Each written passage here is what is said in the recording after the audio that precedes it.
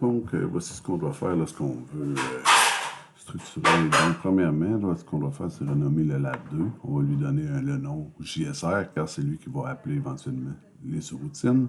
Ensuite, on va ajouter de nouvelles sections, question de pouvoir structurer après ça notre programme. Donc, on va utiliser Général.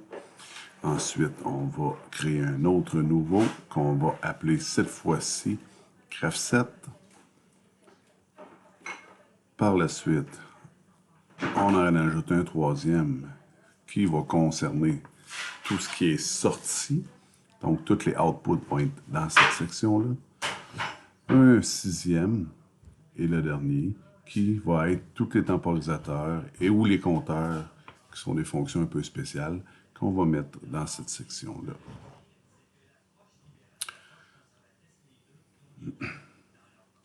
Par la suite, ce qu'on doit faire, c'est que si on peut voir que si on clique, on double-clique sur les nouvelles sections, bien, celles-ci vont s'ouvrir. Puis en même temps, dans le bas, il y a un onglet qui va s'ajouter sur lequel on va pouvoir faire la transition rapide un peu plus tard.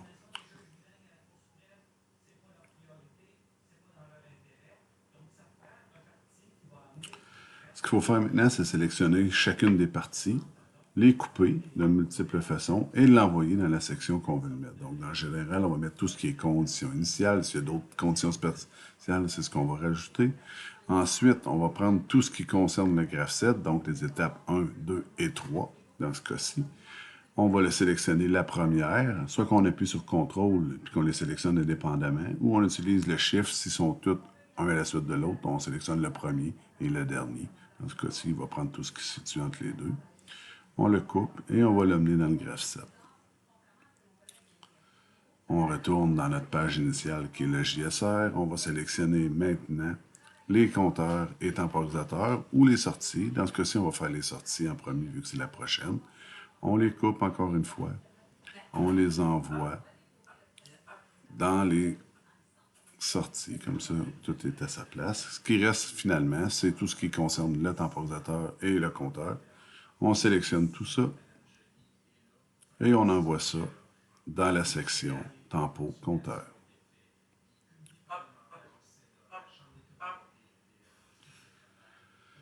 Une fois que ça c'est fait, tout est à sa place. Ce qui va rester à faire maintenant, c'est l'appel de ces séquences-là, parce que par défaut, rien va s'exécuter.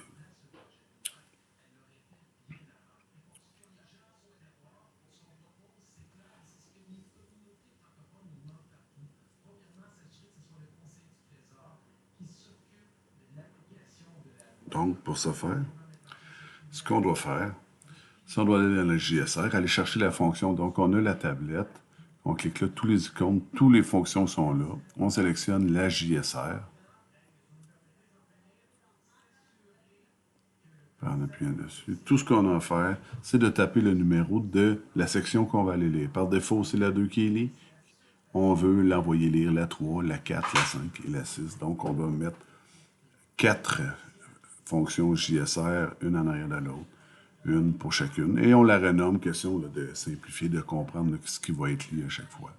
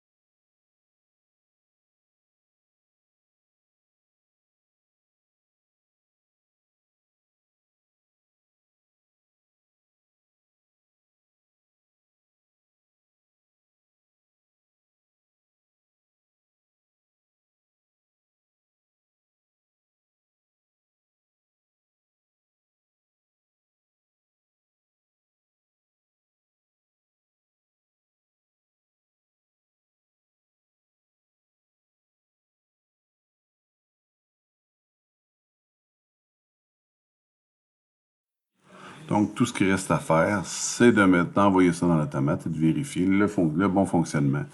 tout est dans le même ordre, sauf que c'est mieux structuré, donc plus facile de s'y repérer. Bonne chance!